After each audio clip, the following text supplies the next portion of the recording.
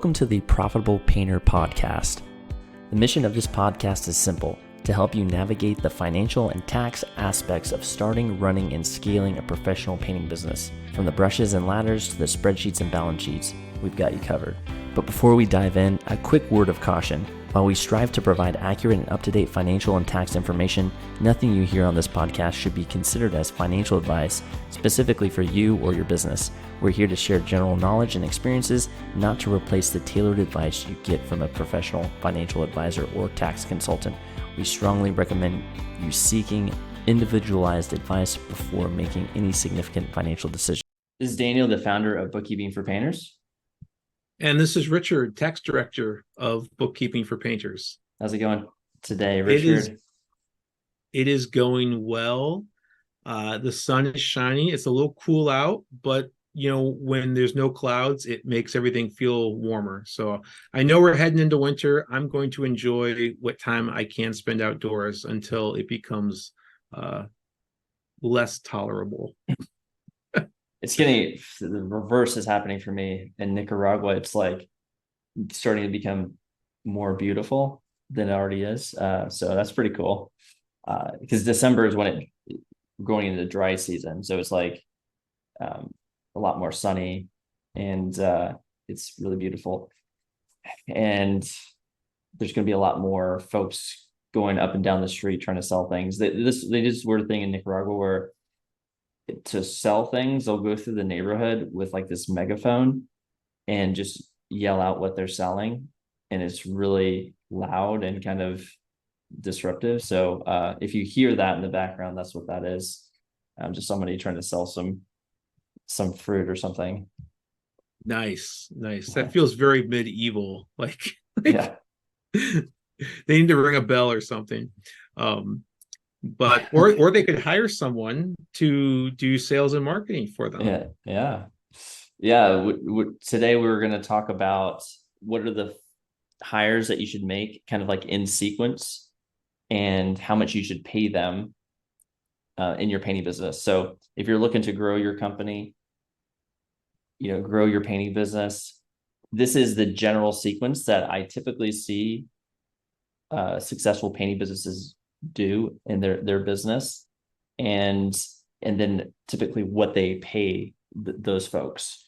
So hopefully this will give you some ideas. If you're feeling really overloaded with tasks in your business and you just want to get it off your plate, hopefully this will help you kind of think this through.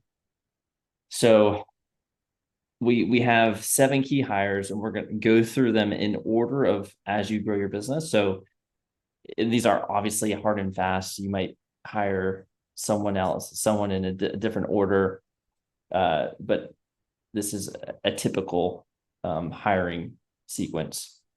So the first one is painters. Now, you might start your business. You're probably the sole owner and operator, and you're the only one in the business when you start it on the first day. You might start doing painting work on the job site yourself. And at a certain point, you might want to hire some painters to produce the work while you focus on doing the sales, marketing, and production management and everything else that needs to be done. So painters is kind of like the first hire in the business. I mean, that makes sense, right? Like if you're going to go out and grow the business through marketing and sales and whatnot, you need to make sure that you have the labor in place to handle all this new work. And you're not going to be able to do it yourself. So getting someone to help you, actually do the work, that makes sense. That would be your first hire. Yeah. And typically what you want to shoot for is if you hire an employee, you want to pay them about 20 to 30% of whatever they produce. So if it's a $10,000 project, you would want to pay your employee or employees about $2,500 to $3,000 for that work that they produced. Now, subcontractors, if you use the subcontractor model, they're going to be a little bit more expensive because they are required to have their own business set up, have their own insurance, and workers' comp and all that stuff. So they're going to be a little bit more expensive So you might end up spending, you might have to pay them more, closer to 40% of the work of the sales price that you charge the customer. So that's just something to keep in mind. And if I'm giving these percentages out and you're like, oh, I definitely can't do that with what I'm charging customers, you're probably not charging them enough. So in prior podcasts, we've talked about pricing, but so definitely refer to those if you feel like that percentage is just crazy. We kind of go through it in another podcast, but that's just a rough rule of thumb. When you're hiring your painters, you should be paying them about 25 to 30% if they're employees as a percentage of the sales price of whatever you sold it for. And then subs around 40%. So And that's subs are more. Oh, I was just going to say subs are more expensive, but sometimes it's worth it just to be able to free up your time so that you're not having to, do HR stuff and deal with the payroll and deal with, so and so called in sick or needs a vacation day. And you have less risk with subs because you're saying the price is in the beginning. You don't have to worry about, labor costs overruns. If there's a problem or a slowdown, that's on the sub. It's not on you. But so it's each business is going to be, have its own unique circumstances. But either employees or subs, depending on what works for you, either model can work well. Yep, absolutely. Yeah, we work with a lot of successful painting businesses, $1 million plus in revenue that have both models successfully deployed. So either one will Sometimes work. at the same time. Exactly. Yep. Yeah. All right. So the second hire that we typically see that you might want to think about is getting somebody to answer your phone for you. Because if you're on the job site a lot, you're doing estimates, you're talking to customers, doing production management, you are probably not available at any random point in time that someone decides that they want to have their house painted and they call your business. So you're probably not picking up your phone every time it rings. And when you don't pick up your phone, that costs you money because that person, if they're looking to get a quote for their house to be painted, they're not gonna, call you back and like, well, I'd really want to get a hold of this particular painting business, so I'm gonna give them another shot. They're gonna just go down the list of who they have to reach out to on Google, on the map pack or whatever it is, and call the next business. And if they answer, they're going to schedule with them, and you're going to lose that lead. So this is kind of a simple one because there's a lot of phone answering services out there that you could get set up with for like 200, $300 a month. And that can easily, if they just pick up the phone one extra time that you wouldn't have, that pays for itself if they can schedule it. And it's pretty easy to set up some simple instructions, especially you have a scheduler like a Calendly or You Can Book Me or Acuity. They have those forms that you can embed to ask questions like what their address is, what their name is, what their email, phone number, maybe some qualifying questions of, what's your budget, so that you can qualify, so the person that answers the phone, the call answering service, can qualify them a little bit by asking those questions and filling in the form, and then scheduling them for an estimate right then and there for you, instead of you missing the call, trying to call back, they don't answer, and then you've lost that lead. So a phone answering service can easily pay for itself, and it only costs a couple $100 a month, and they'll answer the phone at any point, at any hour of the day. Most of them will anyway. So that's a kind of a simple one to get rid of your phone. I tell you, if someone calls for a painting quote at 1 a.m. and they actually get someone on the other end of the line, they need to hire that painter, because that that is some seriously good service right there. Yeah. Yeah. I don't know if there's anything like, are there painting emergencies? Like wake up at 2 in the morning. I need my house painted right now. I'm Right. sure it's happened. I had a dream of the perfect color for my rumpus room, and I need a consult. No, but Yeah. just all joking aside, yeah, the power of having a human being answer anytime they call, that is so powerful, and that will win you customers for sure. Yeah. All right. So number one was hiring your painters. Number two, getting a call answering service to answer the phone. Number three, accounting.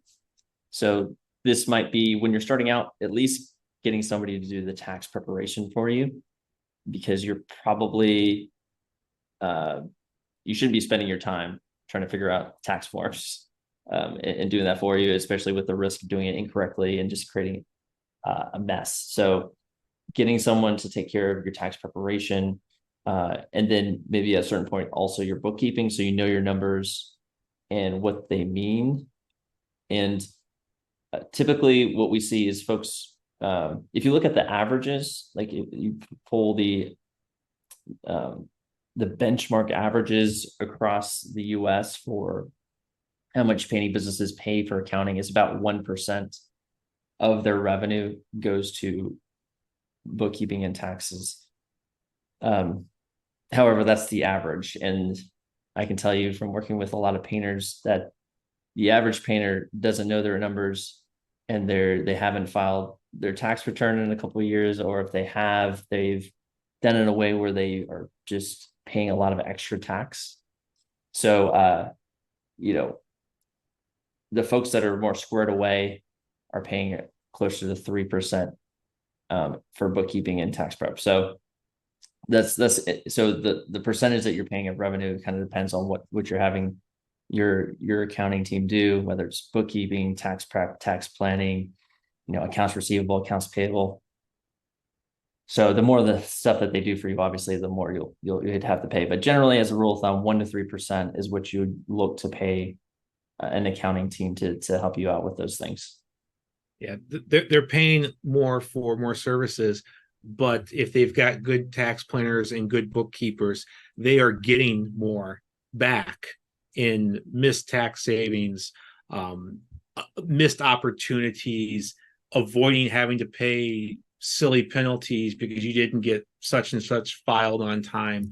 So I don't know, maybe this one should be closer to the top even, because this is one that kind of pays for itself, if you get the right team behind you. Yeah. I know your tax planning clients often get 5 to 10x whatever they pay. Is that right?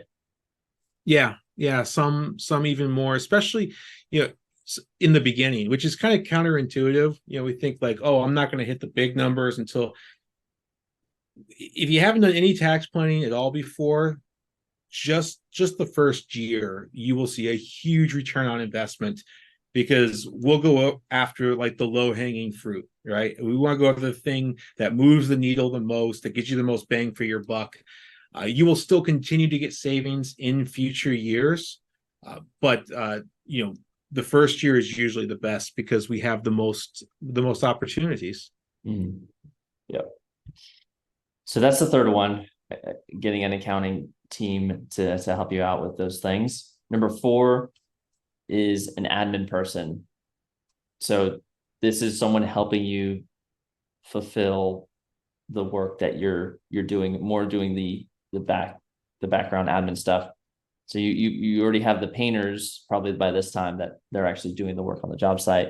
An admin person is helping pave the way to make sure projects are scheduled, customers get their colors into the business, maybe taking over phone answering at this point, if that makes sense. Maybe you keep the phone answering service, maybe you don't.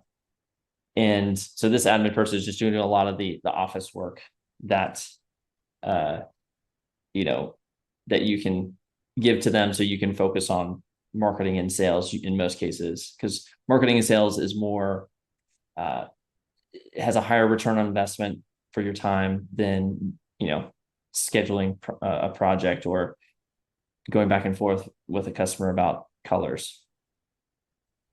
Yeah, you want to kind of save yourself for the high dollar work and try to farm out the lower dollar an hour work as much as you possibly can. If you have to pay someone 15 to 20 bucks an hour to answer the phones or schedule projects so that then you can go and do the $1,000 or the $10,000 an hour work by building the business, deploying capital, that sort of thing. That's how your business is going to grow. Right. Yeah, that's a good point. The other thing you should keep in mind is as you hire folks to help you with these things, you should spend your time on those higher ROI activities, those higher return on investment activities.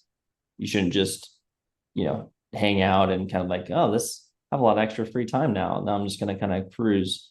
I mean, if you do that, you could do that, but you're just not, your income's going to suffer for that. You got to take that extra time and actually, focus on the higher reward activities to get to the next level. Yeah, these are hires for a purpose. We know you're a hard worker. We know you could handle it, but you're hiring to free yourself up to do the big money work. Yep. So admin person, and you can get creative with the admin person. I mean, depending on what you want them to do, you could go and hire somebody in a different country to do these tasks. We work with some talking to a painting business a couple of weeks ago that has their admin person in Mexico. So this is something you don't necessarily have to get a US based person. The benefit obviously of getting someone to work as an admin person in a different country is that it's probably going to be cheaper because the strength of the US dollar. So that is something that you could look into doing as well.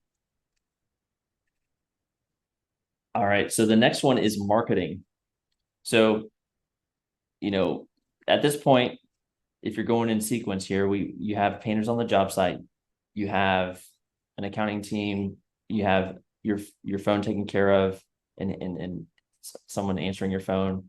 You have an admin person scheduling projects, doing customer onboarding. At this point, you're probably, over 500K in revenue. So this is about where you might want to consider between 500K and $1 million. You might want to consider getting a marketing agency, and a marketing agency can help you run social media ads, help you with SEO, help you rank on the Google Map Pack. It can do a lot of things to really help you grow your business to the next level. So, it can get pretty nuanced with the marketing. All these things change very frequently. It's hard to keep up with it. So you're likely not going to be able to keep up with all the changes happening with the marketing side of things. So getting an expert to help you with that can really help you. And what you'd want to pay a marketer is typically 5 to 10% of the work acquired. So if they help you sell an additional $100,000 of work, you should be paying them around $5,000 to $10,000 for that. So that's something you want to track in your bookkeeping, making sure you're getting a 10x return at least. Yeah. Or state another way, 10% of whatever that they help you acquire. Yeah, Daniel, you were mentioning social media ads. Excuse me. Sometimes people will tell me like, hey, I really want to hire my kids in my business, but I don't know what they can do. If you have a teenage son or daughter, I guarantee that they are very familiar with social media.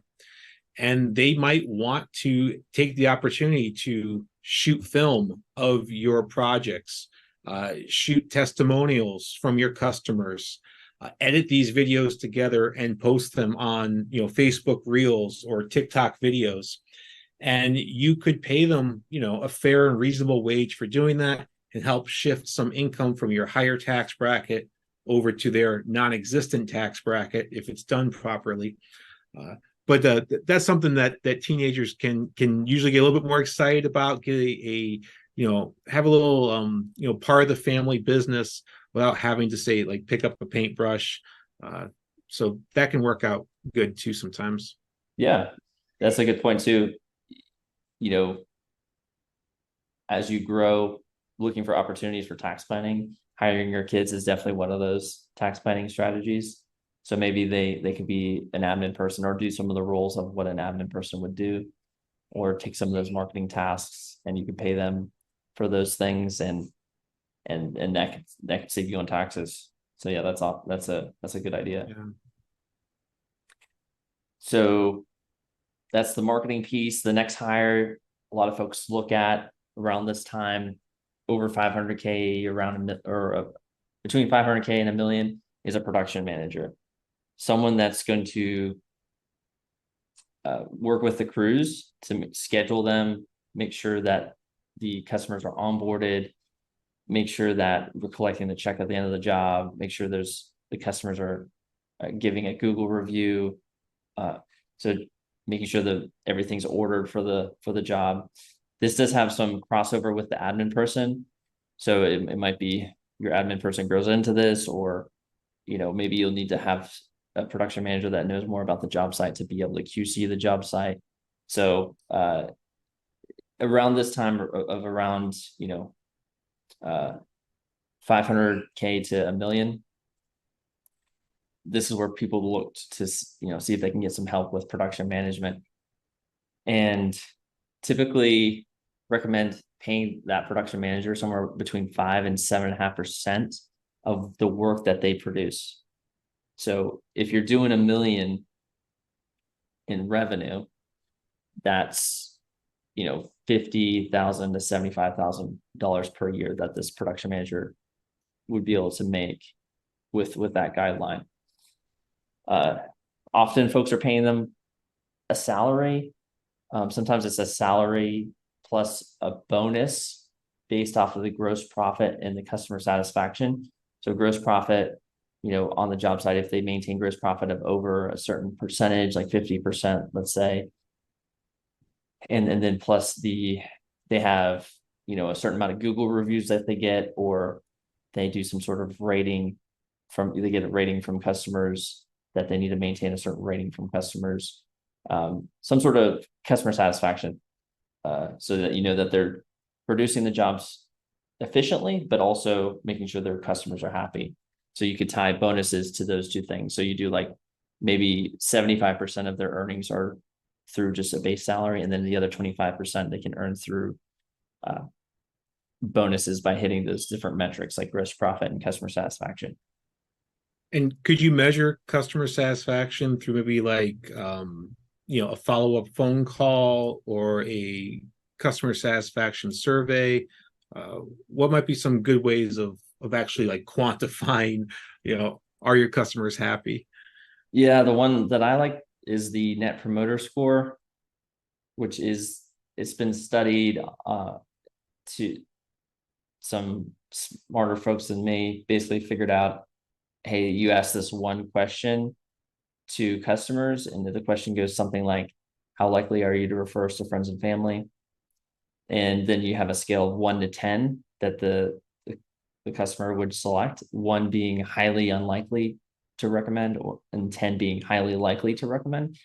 And then they select along that scale, 1 through 10. And there's a little formula to calculate the NPS score, the Net Promoter Score. Basically, if someone gives you a 9 or a 10, that means they're a high promoter. They're going to recommend you to friends and family. And if they give you a 7 or 8, they're kind of passive. They give you a 6 or lower, then that means they're a detractor, meaning that they're going to talk badly about your company. So then there's a formula associated with how to calculate the NPS score once you're getting the feedback, and like a 70 NPS score is world-class service. And then they have, so you could have your production manager have a base salary of $50,000, and then if they have an NPS of over 70, let's say, over the course of the year, they get a bonus of 10% or $10,000 or whatever it is, and then maybe gross profit, if they maintain gross profit over X percentage, 50%, they get another $10,000 bonus or something like that. Or maybe you do it out quarterly um, instead of waiting to the end of the year. So yeah, those are just some thoughts on paying a production manager. Yeah, very nice. And that gives him an opportunity to, use his talents and skills and be rewarded for his work. It kind of gets skin in the game for your production manager, and also, drives more revenue for your company. So that is a really nice suggestion. Yeah. And then the last item is a salesperson. This is usually the last hire that folks go for. Not the last one, but like the last. It's not the last one because you can always hire more folks depending on how big you scale, right? But this getting to 1.5 to 2 million, this is kind of the last big hire. So and that is the salesperson. So hiring a salesperson to or maybe two salespeople, because it's often recommended to hire two at a time because salespeople should be competitive. You want driven salespeople that want to make money, and they're usually competitive. And a lot of folks are paying salespeople straight commission, like around 8% commission. Some folks do a small base salary or just pay for paid training. But the general consensus here is you want to keep your salespeople hungry to close sales. So don't want to give them a lot of base salary. You want it to be mostly commission, if not all commission.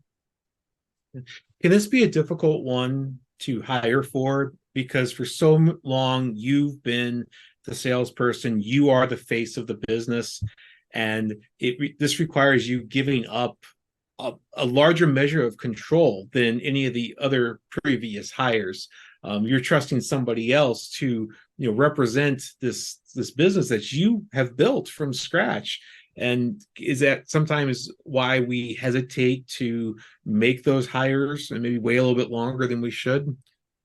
Yeah, there's definitely, it kind of depends on your goals. I think a lot of folks are good with kind of having a business that is their profession, and they want to be involved in the day-to-day. And so maybe they want to be the salesperson and do that, and just kind of have you can run a $1.5 million painting business, doing the sales, and maybe you have a production manager helping you, and you're making 20%, 25% profit off of 1.5 million. And that's a pretty good amount of money. So you can comfortably live having that type of business and never worry about hiring a salesperson, for sure. If you want to move past 1.5 million or around there, probably need to get a salesperson to help you out with that. So, if your goal is to scale past that, then it's one of those things you'll have to kind of get over and create a good process and a good system for them to fall in on to follow and represent your company well. Nice.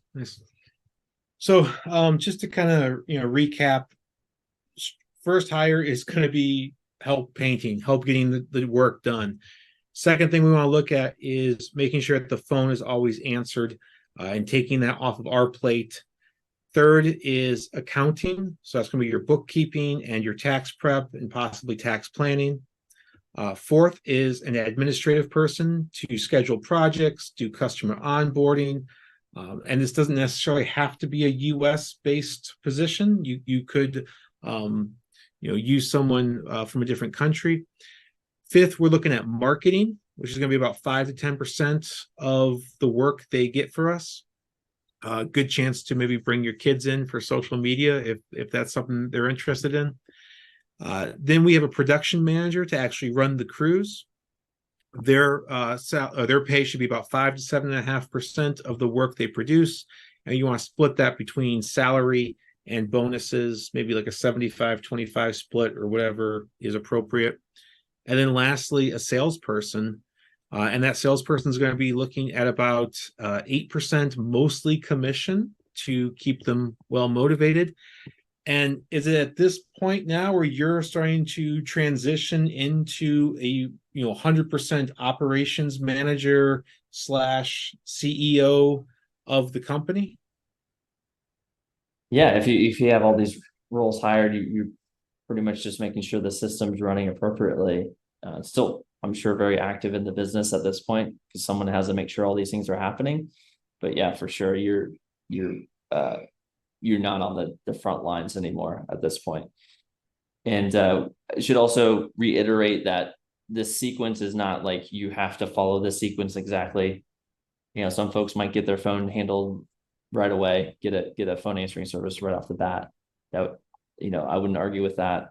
And then maybe you're not a good salesperson, so maybe you want to get a salesperson in first before a production manager because you like to make sure things are getting done right on the job site. You like that more than selling, and so maybe you're not that good at selling. So these this sequence can definitely fluctuate. We do see that, but this is just kind of a generally what we see other folks that are successful do.